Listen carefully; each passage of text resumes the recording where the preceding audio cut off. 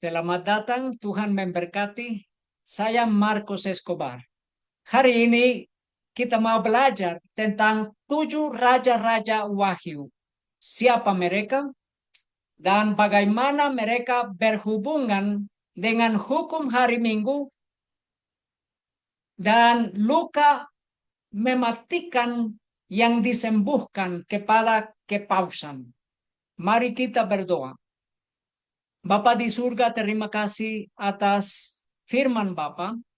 Kami mau menerima firman Tuhan Yesus, menerima iman Tuhan Yesus. Dan kami berdoa di dalam nama Tuhan Yesus. Amin. Ada berita Presiden Joe Biden akan bertemu dengan Paus Franciscus di Vatikan beberapa hari sebelum pelantikan Trump. Tetapi pertemuan ini dibatalkan. Presiden Biden membatalkan perjalanan Italia untuk bertemu Paus Franciscus karena kebakaran hutan di Los Angeles. Di sini adalah 2 binatang dari Wahyu 13. Binatang yang pertama yang datang dari lautan. Dan binatang yang kedua dari darat.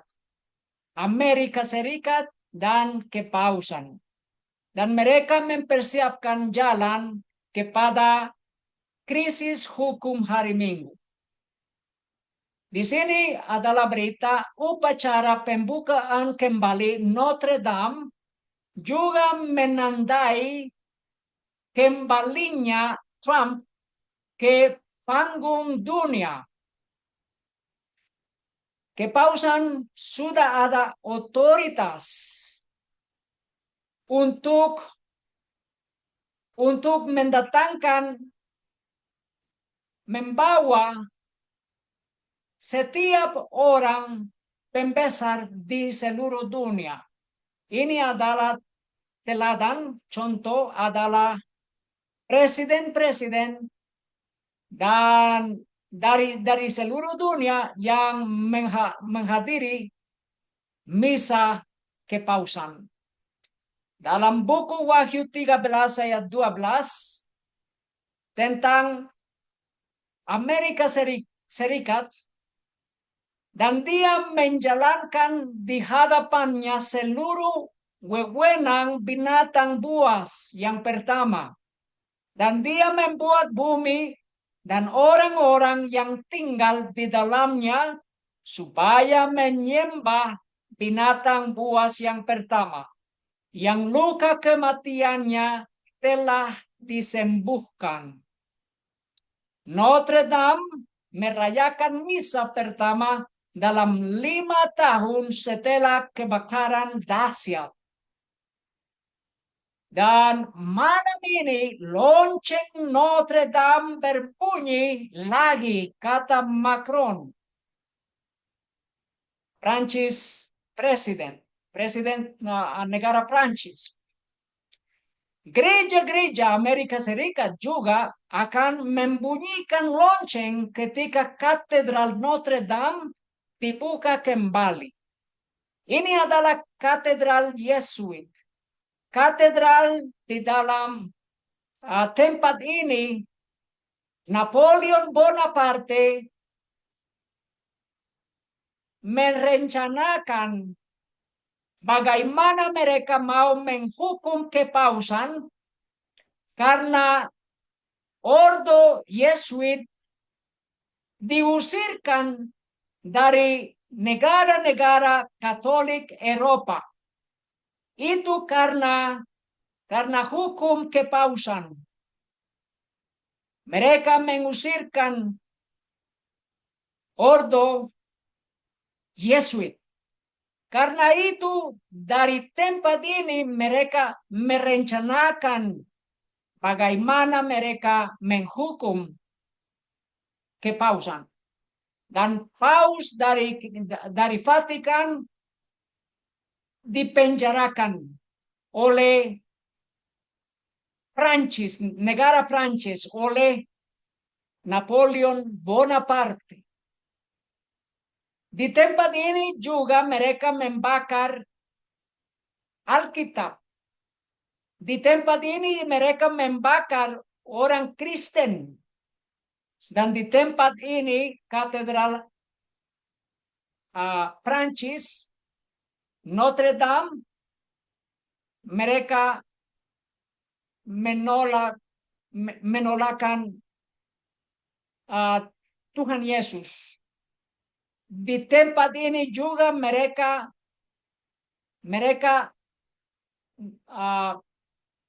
lonceng,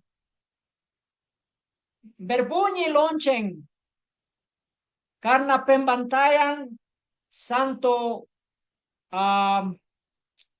Bartolome, orang Kristen yang dibunuh oleh Gereja Roma Katolik.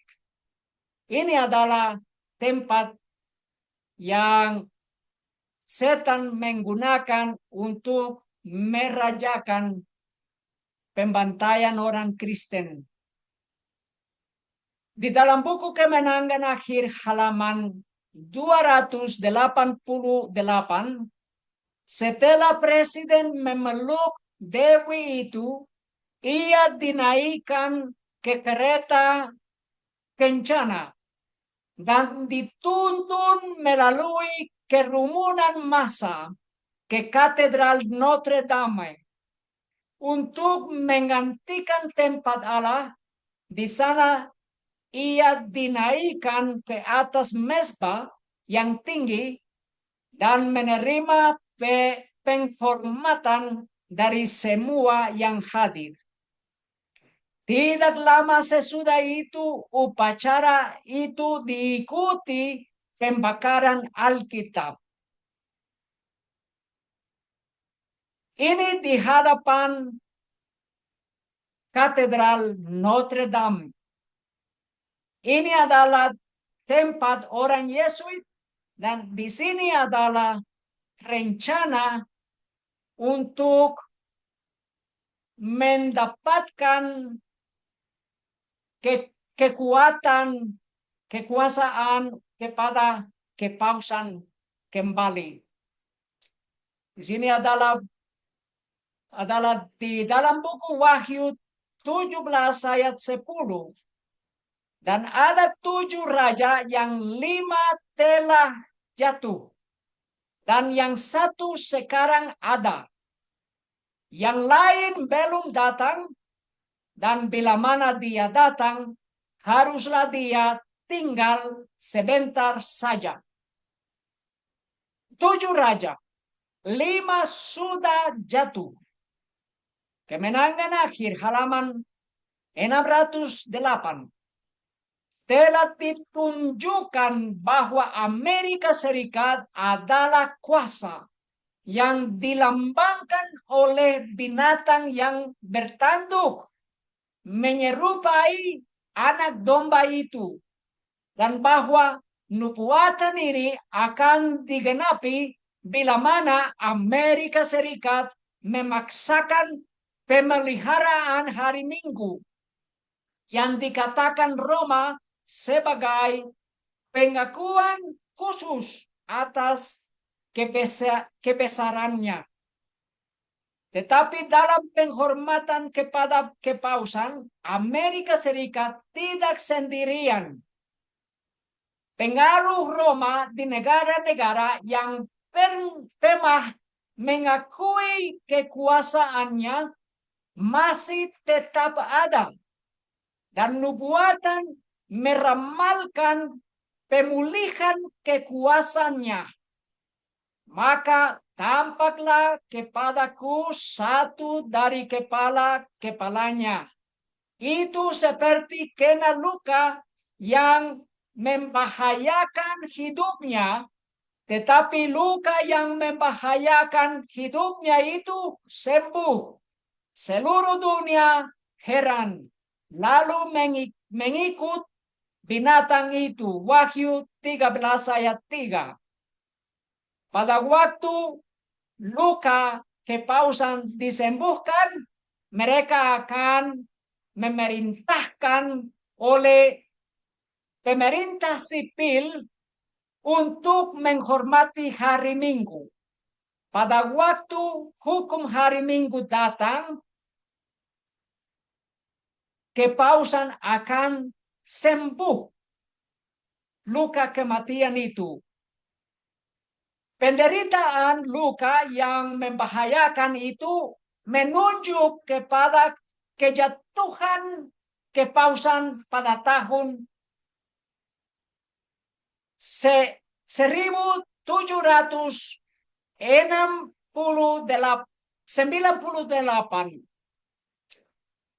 Pada tahun itu, kepausan kejatuhan yang terjadi itu adalah satu raja dari ketujuh raja dan satu dalam 5 raja yang sudah jatuh. Kepausan sudah jatuh pada waktu dia menerima luka kematian itu. Sesudah ini, kata Nabi itu, luka yang membahayakan hidupnya itu sembuh. Seluruh dunia heran, lalu mengikut binatang itu. Rasul Paulus mengatakan dengan jelas bahwa si pendurhaka akan terus ada sampai kepada kedatangan Yesus yang kedua kali. 2 Tesalonika 2:8. Sampai kepada akhir zaman, ia akan melakukan penipuannya. Sesuai buku Wahyu 12 ayat 3 adalah seekor naga merah yang berkepala 7, bertanduk 10, dan yang ada 7 mahkota di kepalanya. Tetapi di buku Wahyu 13:1 adalah binatang laut yang berkepala 7, bertanduk 10, dan yang ada 10 mahkota. Karena itu, 7 raja-raja Wahyu tidak bisa memiliki oleh kepausan saja. Mereka berhubungan dengan kekaisaran yang sudah jatuh. Dan mereka berhubungan dengan kepausan juga. Di sini adalah naga, seekor naga yang ada 7 kepala dari Wahyu 12 ayat 3, dan di dalam Wahyu 13 ayat 1, binatang laut itu adalah kepausan.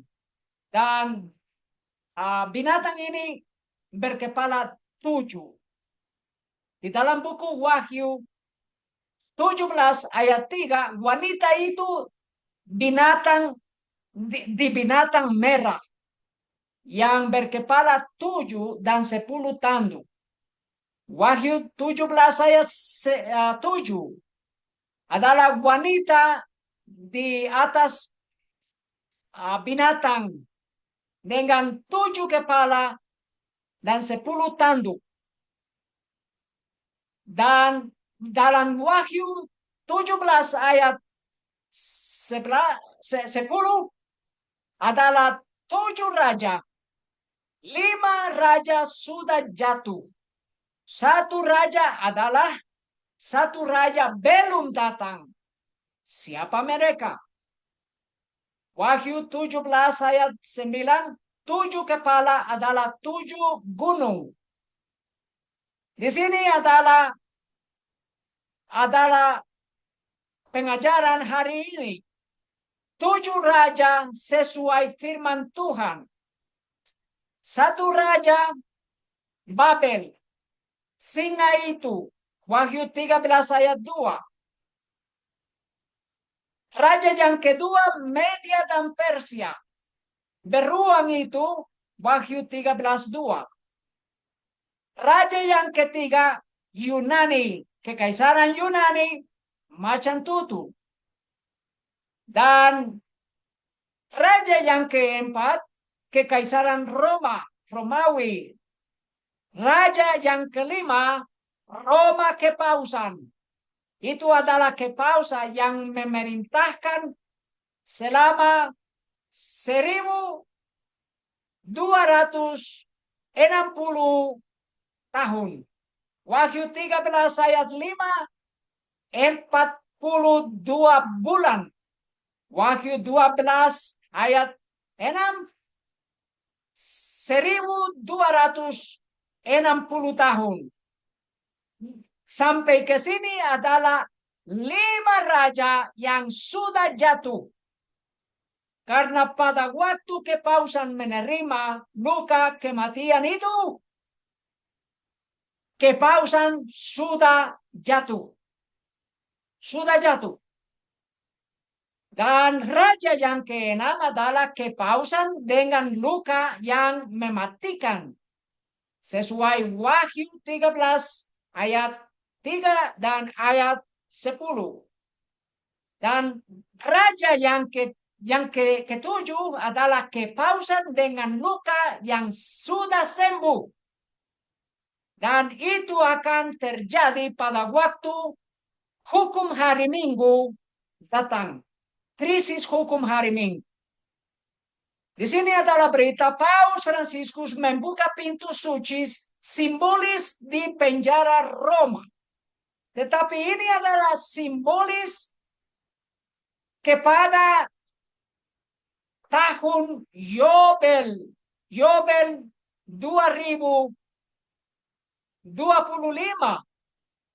Adalah 5 pintu suci sesuai kepausan yang harus diketahui setiap umat Katolik menjelang Yobel 2025.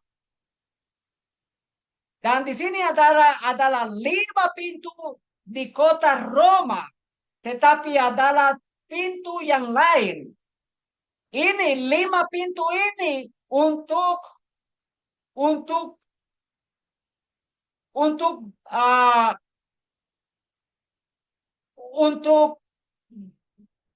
mengajarkan tentang 5 raja yang sudah jatuh, tetapi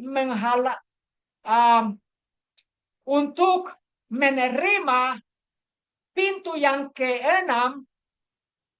Dan pintu yang keenam adalah pintu katedral di Prancis, di Paris, Katedral Notre Dame. Di sini adalah pintu yang keenam. Itu adalah tanda dari kepausan juga tentang luka kematian itu masih ada, tetapi akan sembuh dekat. 6 pintu yang terbuka. Sesuai Wahyu 13 ayat 3, dan aku melihat satu dari kepala-kepalanya seperti telah disembelih sampai mati. Tetapi luka yang mematikannya itu telah disembuhkan. Dan seluruh dunia terkagum-kagum mengikuti binatang itu. Pada waktu mereka memerintahkan menyembah pada hari Minggu, luka kematian itu sudah sembuh. Karena itu mereka mempersiapkan jalan kepada tanda binatang krisis itu, krisis besar yang terakhir. Di sini adalah orang dunia menghadapi misa, menghormati dan mengikuti kepausan. Paus Fransiskus mengatakan Pembukaan kembali katedral Notre Dame merupakan tanda kenabian dari Tuhan. Dari siapa? Dari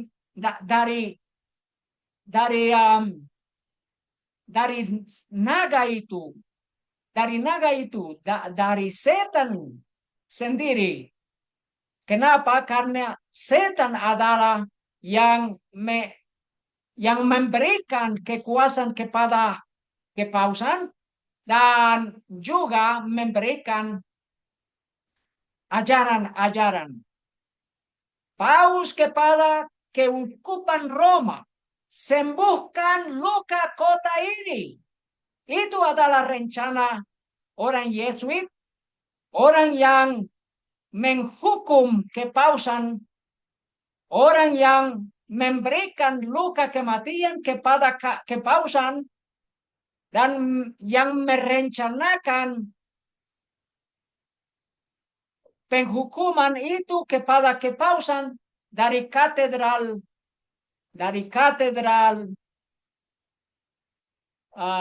Notre Dame. Di dalam buku Wahyu 17 ayat 8, binatang buas yang engkau lihat, dia pernah ada dan sekarang tidak ada. Tetapi dia akan segera muncul dari abisos dan sedang menuju kepada kebinasaan. Dan orang-orang yang berdiam di muka bumi yang nama-namanya tidak tertulis dalam kitab kehidupan sejak permulaan dunia, mereka akan heran sambil melihat binatang buas itu, yaitu yang pernah ada dan sekarang tidak ada, sekalipun dia ada. Siapa mereka? Di sini adalah 7 raja. Wahyu 17 ayat 11. Dan binatang buas yang pernah ada dan sekarang tidak ada, dia juga adalah yang ke-8. Siapa dia? Dan dia berasal dari yang 7 itu, dan dia sedang menuju kepada kebinasaan. Di sini adalah kata kebinasaan karena kepausan membinasakan juta-jutanya orang Kristen, orang Tuhan. Di sini adalah waktu 7 raja yang memerintahkan di sejarah dunia ini. Yang pertama Babel, memerintahkan 83 tahun. Yang kedua, raja yang kedua, Medo Persia, memerintahkan sampai 186 tahun. Raja yang ketiga, Yunani, Kekaisaran Yunani, memerintahkan sampai 190 tahun. Dan raja yang keempat, Kekaisaran Roma, memerintahkan sampai 684 tahun. Dan Roma Kepausan memerintahkan sampai 1260 tahun. Ini adalah 5 raja yang sudah jatuh. Sekarang kepausan dengan luka yang mematikan memerintahkan sampai 229 tahun. Itu sampai tanggal 2027 tahun TM. Karena dari tanggal itu krisis tanda binatang akan terjadi. Dari tanggal itu krisis hukum hari Minggu akan terjadi. Itu adalah raja yang ke-6. Tetapi raja yang ke-7 mulai dari tanggal 2027 sampai 2031. Itu adalah 3,5 tahun. Itu adalah waktu yang kepausan memerintahkan dengan luka disembuhkan. Sudah sembuh. Dan mereka akan memerintahkan dengan keras, dengan kekerasan. Dan raja yang 8 adalah kepausan bersama 10 raja. Dan mereka akan memerintahkan hukum mati terhadap umat Tuhan sampai 1 jam. Memerintahkan 1 jam adalah 15 hari. 15 hari. Dalam buku Kemenangan Akhir halaman 280, kapan mereka harus menyelesaikan kesaksian mereka, masa bila mana kedua saksi itu bernubuat sambil berkabung berakhir pada tahun 1798. Sementara mereka mendekati akhir pekerjaan, mereka yang samar-samar peperangan akan dilancarkan terhadap mereka oleh kuasa yang dilambangkan sebagai binatang yang muncul dari jurat maut. Kemudian, menurut perkataan Nabi, sebelum tahun 1798, beberapa kuasa yang berasal dari setan akan bangkit untuk memerangi Alkitab. Dan di negeri di mana kesaksian kedua saksi-saksi Allah itu harus didiamkan atau dibungkam, akan tampak ateisme Firaun dan kebejatan moral Sodom.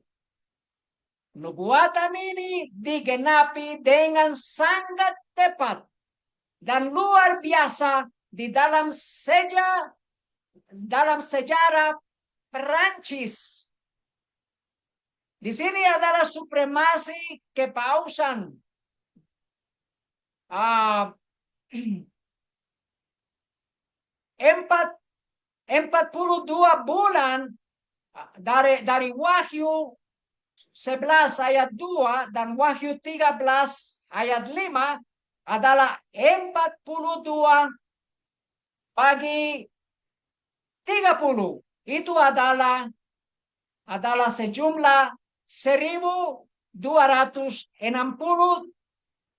hari. Tetapi di nubuatan itu adalah tahun. Juga adalah 3 hari setengah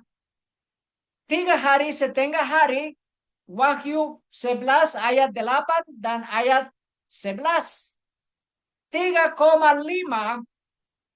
bagi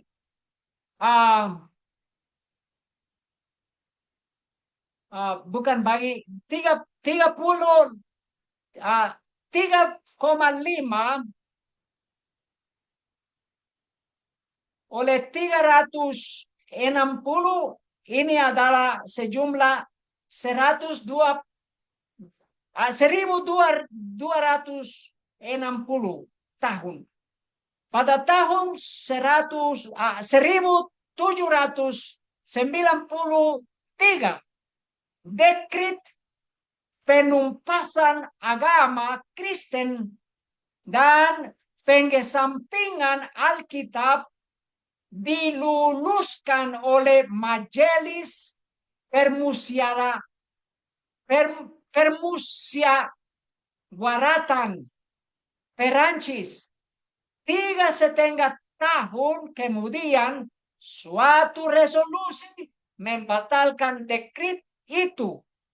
Dengan demikian diberikan toleransi kepada Alkitab pada hari itu juga. Di sini adalah 3 hari yang bersehubungan dengan 3 tahun. 3 tahun. 3,5 tahun dari buku Kemenangan Akhir. Di sini adalah tulisan lagi dari Kemenangan Akhir halaman 343. Pada tahun 31 TM, 3,5 tahun setelah ia dibaptiskan, Tuhan kita Yesus Kristus disalibkan. Dan di sini adalah tanggal yang ada, yang sudah digenapi 4.000 tahun dari waktu domba disembelih. Domba sudah domba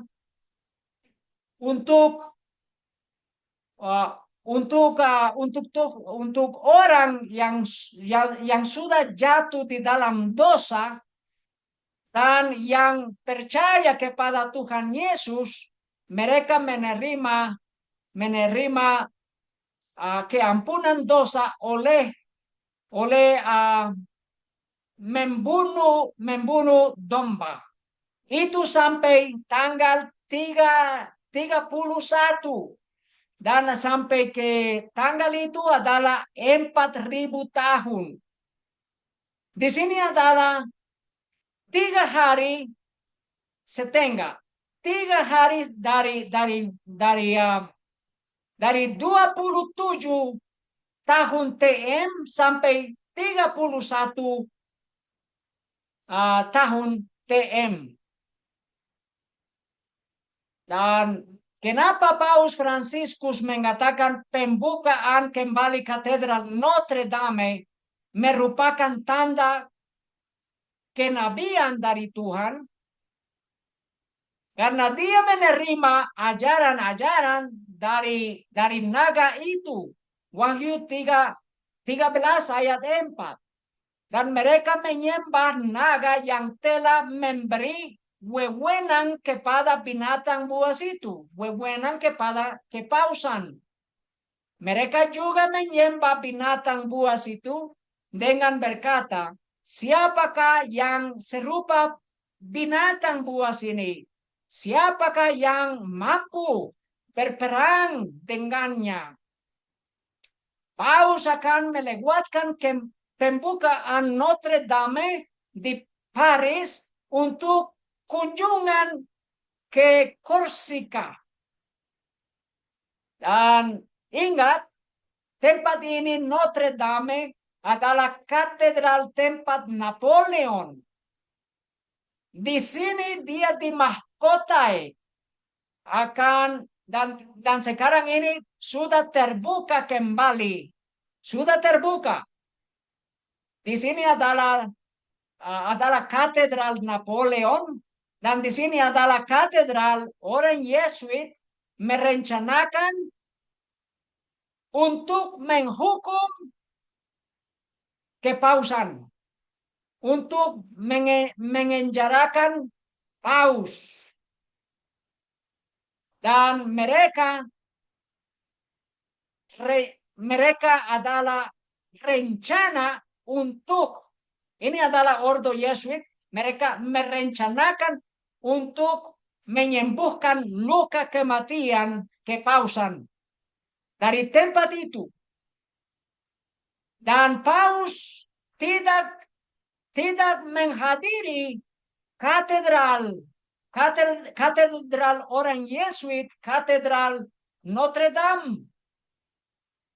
Dan paus menjadi paus pertama yang mengunjungi Pulau Korsika di Prancis. Paus Fransiskus akan menjadi paus pertama yang mengunjungi Korsika, tempat kelahiran Napoleon Bonaparte. Napoleon Bonaparte adalah orang penting untuk Ordo Yesuit. Dia adalah pahlawan orang Yesuit karena dia menghukum kepausan. Kenapa mereka menghukum kepausan? Karena kepausan mengusir orang Yesuit dari seluruh Eropa. Negara-negara Katolik Eropa mengusirkan orang Yesuit dan mereka keluar dari Eropa. Karena itu orang Yesuit menggunakan Napoleon Bonaparte untuk menghukum mati banyak orang dari kerajaan di negara-negara Eropa. Dan sekarang dia datang kepada tempat kelahiran Napoleon Bonaparte karena di sini adalah rencana oleh orang Yesuit untuk menyembuhkan luka kematian kepausan. Tetapi mereka harus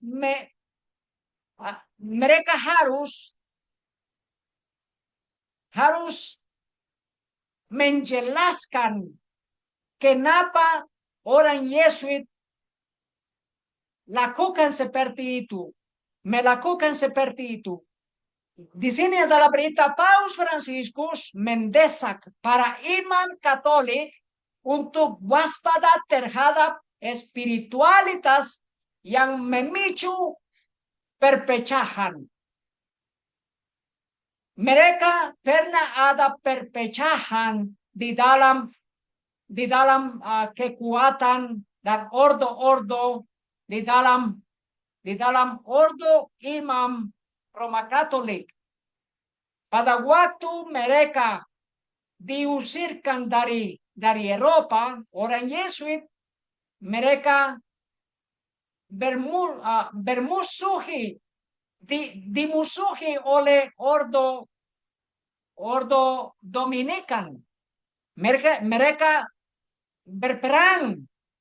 berperang antara Yesuit dan Dominikan. Dan mereka menderita perpecahan. Korsika yang terkenal karena daerah penggunungannya yang curam dan merupakan tempat kelahiran Napoleon Bonaparte. Di sini adalah rencana untuk menghormati Napoleon Bonaparte, orang pahlawan Yesuit. Dan ini adalah Paus merayakan misa di bawah patung Napoleon Bonaparte. Di sini adalah gambar Paus Fransiskus merayakan misa di hadapan dan di bawah patung Napoleon Bonaparte untuk menghormati dia, menghormati orang ini, orang pahlawan, orang Yesuit. Sekarang ini Paus Fransiskus sesuai orang Yesuit, dia sudah memerintahkan di atas pemerintah dan kepala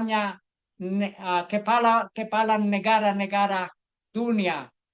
Di sini adalah Arturo Sosa yang adalah Paus hitam. Dia adalah orang Venezuela, negara Venezuela, dan Paus putih adalah Paus Fransiskus, orang negara Argentina. Mereka kedua adalah orang Yesuit yang merencanakan untuk mendapatkan luka yang sembuh kepada kepausan. Paus kepada para imam dan religius di Korsika Maafkan semuanya, maafkan selalu. Di sini dia minta maaf kepada orang imam Roma Katolik karena mereka tahu orang Yesuit yang melakukan luka kematian kepada kepausan. Itu karena mereka menghukum kepausan. Di sini adalah di Prancis yang sekuler, Paus memerintahkan agar tidak menjadikan agama hanya sekedar urusan pribadi.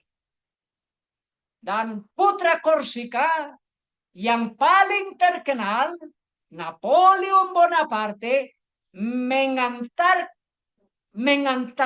mengantarkan era rumit hubungan gereja-gereja di Prancis setelah penaklukan militernya pada abad ke-19.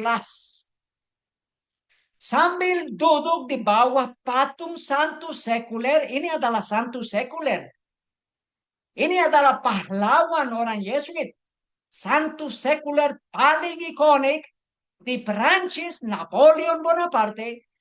Paus Franciscus mengatakan bahwa tugas umat beriman adalah menjadi saksi sukacita bagi semua orang dan di setiap tempat.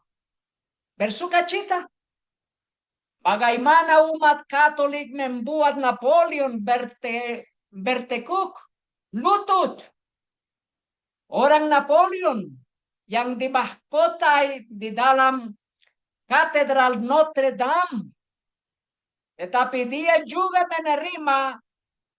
menerima uskup agung dari kepausan pada waktu dia meninggal. Dan uskup dari kepausan mendoakan untuk orang ini, orang Napoleon Bonaparte. Karena itu kunjungan Paus Franciscus adalah peristiwa yang bersejarah. Dan di sini adalah peristiwa yang bersejarah karena mereka mengingat, mereka ingat Napoleon Bonaparte, menghormati dia dan menghormati keluarga Napoleon Bonaparte. Di dalam Vatikan, mereka melindungi ibu Napoleon Bonaparte dan saudaranya Yusuf Bonaparte. Kenapa di Vatikan? Karena mereka dianiaya di dalam Eropa. Di sini adalah berita bunuh Yesuit, bunuh gereja. Bunuh Yesuit, bunuh gereja. Sebelum Napoleon Bonaparte menghukum kepausan adalah kerajaan negara-negara Eropa yang membatalkan ordo Yesuit. Dan di sini adalah negara Spanyol, negara Perancis, dan negara Portugal. Karena mereka mengusirkan orang Yesuit, kerajaan mereka dihancurkan oleh Yesuit. Dihancurkan. Dan di sini adalah sejarah. Mereka dihancurkan dan banyak orang terbunuh oleh Yesuit. Ini adalah pahlawan orang Yesuit, Napoleon Bonaparte, yang yang menghukum kepausan. Di sini adalah Raja negara Spanyol. Dan Raja Felipe dan Ratu Letizia dari Spanyol menemukan diri mereka dalam kontroversi lain di tengah ketidakhadiran Notre Dame. Mereka tidak hadir di pembukaan kembali Katedral Notre Dame. Kenapa? Karena orang Yesuit masih ingat apa yang orang Spanyol, apa yang kerajaan negara Spanyol lakukan kepada Ordo Yesuit. Mereka tidak hadir. Di sini adalah Raja Louis XVI yang dihukum mati di bawah gilotin. Kenapa? Karena ayahnya mengusir, membatalkan, dan menganiaya orang Yesuit. Dan di sini adalah pada waktu itu, orang Napoleon Bonaparte yang menghukum kepausan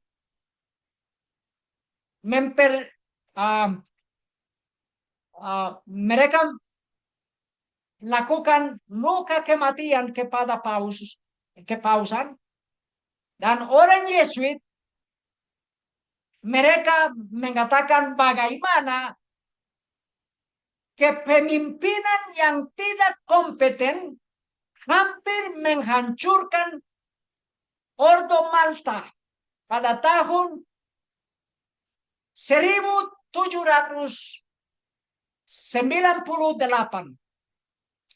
Pada waktu itu, orang Yesuit oleh pahlawan itu, Napoleon Bonaparte, mereka hampir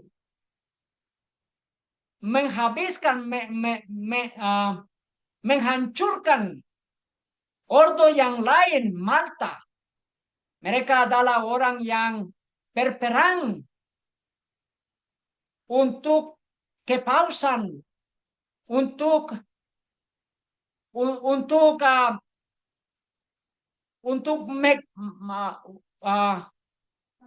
mendapatkan tempat di Yerusalem untuk kepausan. Dalam buku Daniel 7 ayat 25 adalah dua masa dan setengah masa. Itu adalah waktu yang sama, 1200 tahun, 20 tahun pada waktu kepausan memerintahkan. Itu juga sesuai Wahyu 12 ayat 14. Ingat, 1 hari untuk 1 tahun. 1 hari untuk 1 tahun. Aku telah menetapkannya bagimu. Dalam buku Yehezekiel 4 ayat 6. Sesuai firman Tuhan, Wahyu 12 ayat 6 adalah 1260 hari. Itu artinya 1260 tahun pemerintahan kepausan. Kemenangan akhir halaman 459, yang 42 bulan itu sama dengan 1 masa dan 2 masa dan setengah masa. Itu juga sama dengan 3,5 tahun. Ingat, di dalam buku Wahyu adalah 3,5 hari. Tetapi di sini adalah dihubungkan dengan 3,5 tahun. Atau 1260 hari dalam Daniel 7. Masa di mana kuasa kepausan menindas umat Allah. masa ini sebagaimana disebutkan pada pasal-pasal yang terdahulu, dimulai dengan supremasi kepausan pada tahun 538 SM. Itu artinya TM 538 TM, bukan SM. Dan berakhir pada tahun 1798 tahun TM. Pada waktu itu Paus ditawan oleh tentara Perancis, di mana kekuasaan Paus seperti kena luka yang membahayakan, dan ramalan telah digenapi.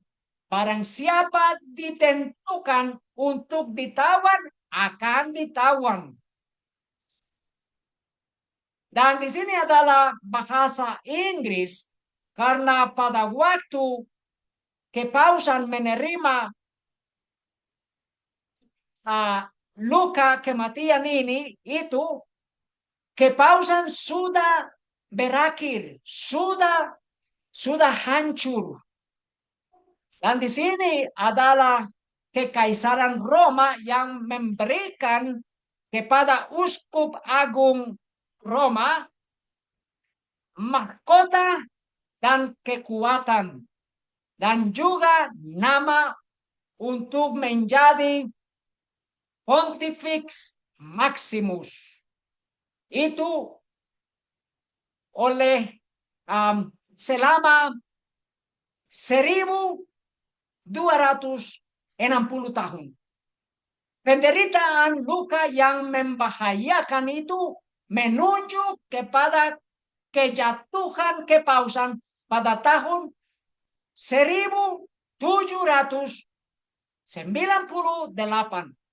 Apa artinya ini? Pada waktu itu kepausan sudah jatuh. Kejatuhan kepausan terjadi pada tanggal itu. Apa artinya? Ini adalah raja yang kelima yang sudah jatuh. Kepausan yang memerintahkan sampai tahun 1798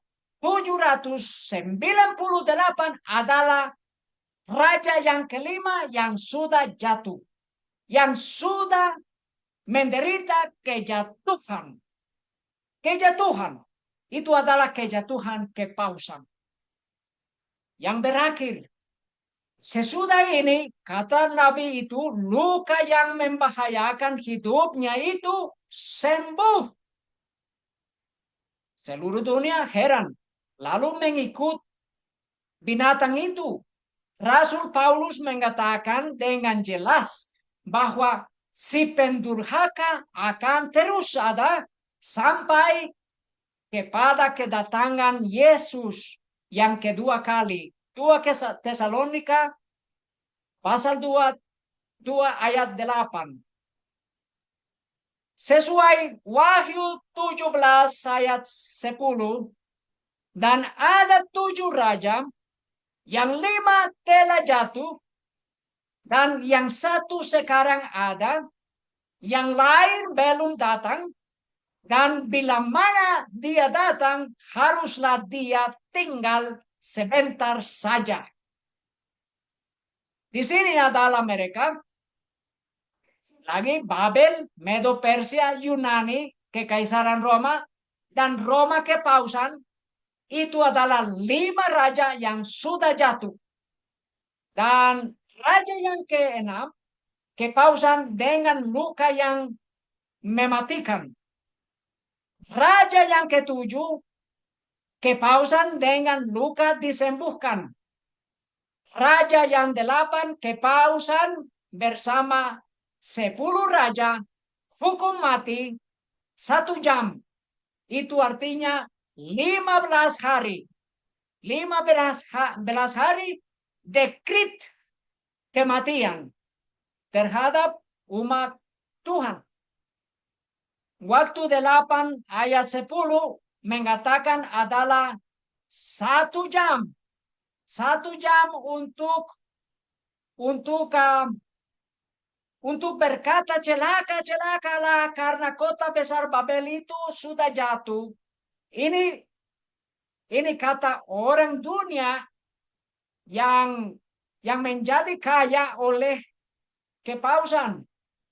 Karena dalam 1 jam kekayaan, ini sesuai Wahyu 18 ayat 17, karena dalam 1 jam, ini adalah 1 jam lagi karena bencana alam dan bencana 7 malapetaka yang terakhir dari Tuhan akan menghancurkan Babel itu, kota besar itu. Dan di sini adalah di antara 1 jam. 1 jam. Ingat, itu adalah pemerintahan juga. 10 tanduk itu, 10 raja yang memerintahkan dengan kepausan. Wahyu 18 ayat 19. Dan mereka melemparkan debu ke atas kepala mereka dan berteriak sambil menangis dan meratap seraya mengatakan, celakalah kota besar yang olehnya semua orang mempunyai kapal di laut telah menjadi kaya oleh karena kekayaannya, karena di dalam 1 jam ia telah dimusnahkan. 1 jam telah dimusnahkan. Wahyu 17 ayat 12. Dan ke-10 tanduk yang telah engkau lihat adalah 10 raja yang belum menerima kerajaan. Tetapi mereka akan menerima wewenang sebagai raja 1 jam bersama binatang buas itu, bersama kepausan. 1 jam. 15 hari untuk memerintahkan dekret kematian untuk orang Tuhan Yesus, umat Tuhan Yesus. Ingat, 360 bagi 24 adalah 5 hari. 5 hari. Itu adalah 1 jam. 1 jam. 15 hari. Minta maaf, 15 hari. Itu adalah 1 jam. Itu adalah 1 jam. Dan bagaimana kita bisa tahu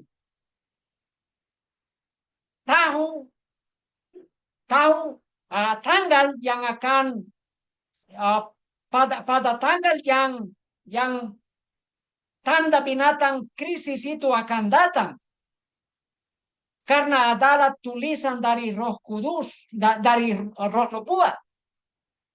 Itu adalah tanggal 2027 tahun TM.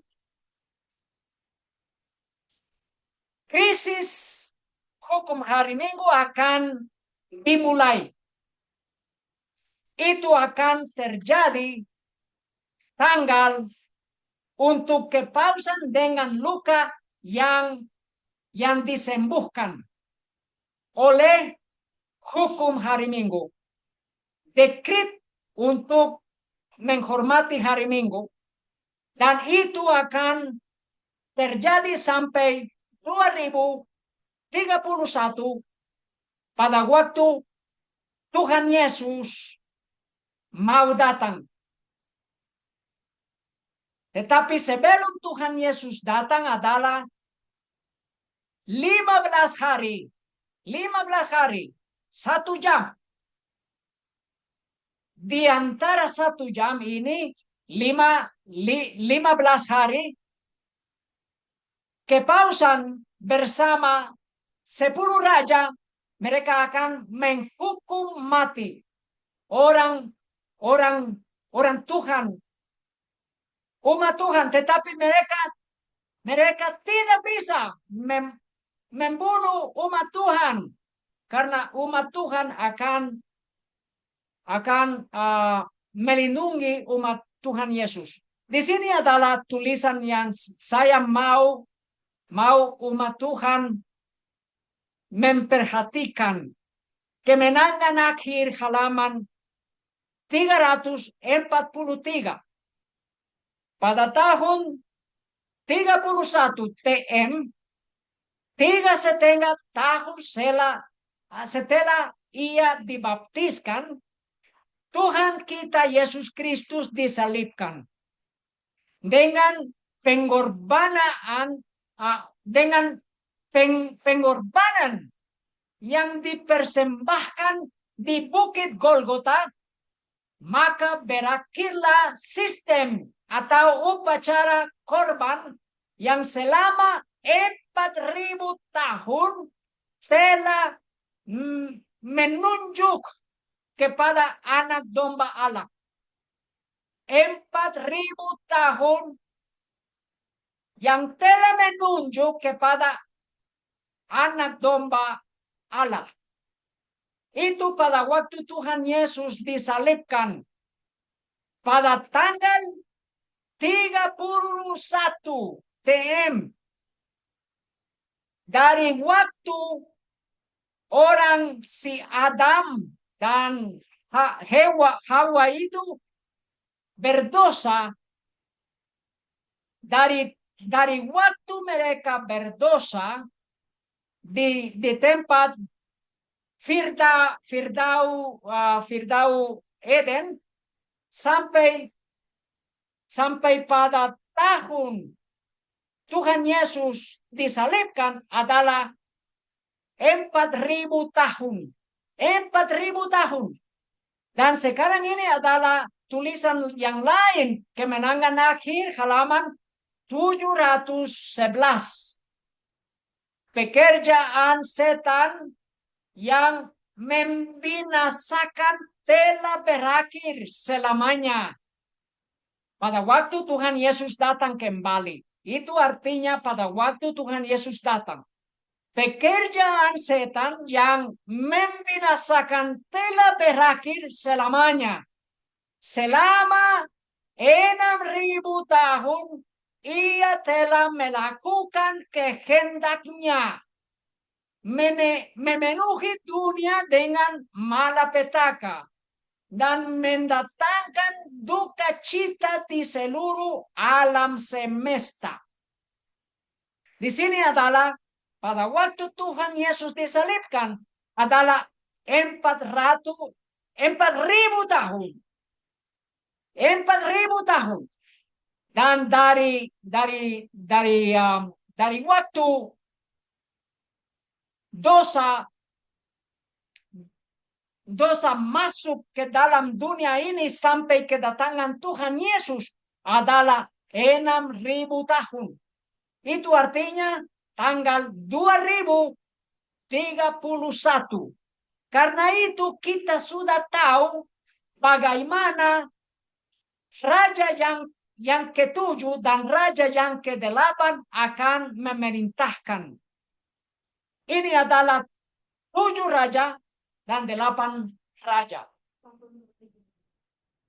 Roma kepausan di antara 5 raja yang sudah jatuh dan kepausan dengan luka yang kematian sampai waktu krisis tanda binatang itu datang. Pada tanggal 2000, pada waktu 2027 TM. Dan kepausan yang luka disembuhkan dari tanggal dari tahun 2027 TM sampai tahun 2031 TM. Itu adalah 3,5 tahun. Dan adalah 1 jam kepausan bersama 10 raja akan